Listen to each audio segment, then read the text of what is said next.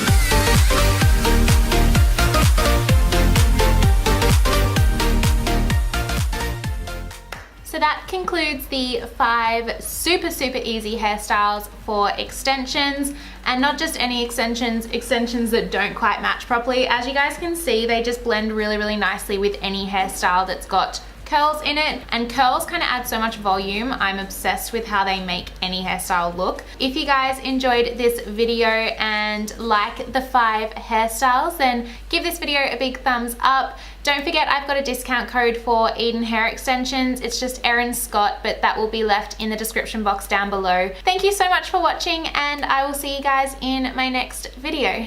Bye guys.